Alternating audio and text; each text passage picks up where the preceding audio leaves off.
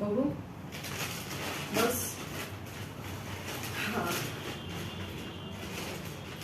First lashes कर्वमध्ये आले पाहिजे नाही. कर्व थोड्याशा कमी आहेत. इकडे जरा लॅशेस जास्त झाले, इकडे कमी झाले. सगळं नीट करायचं.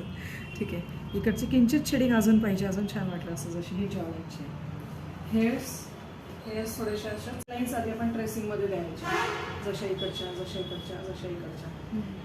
ते महत्त्वाचं आहे, कारण ह्या मेन लाईन्स तुमच्या सगळ्या जरी रिपीट झाल्या, रिपीटमध्ये झाल्या, पण त्या दिसत आहेत, फेअर दिसत आहेत, कुठे चुकलं कुठे बरोबर आहे. सो ते इम्पॉर्टंट आहे.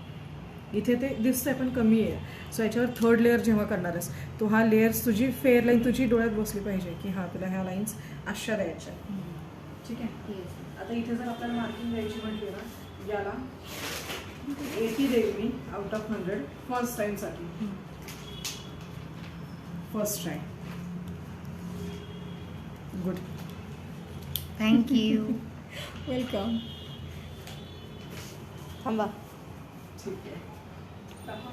बघू एक मिनिट इकडे.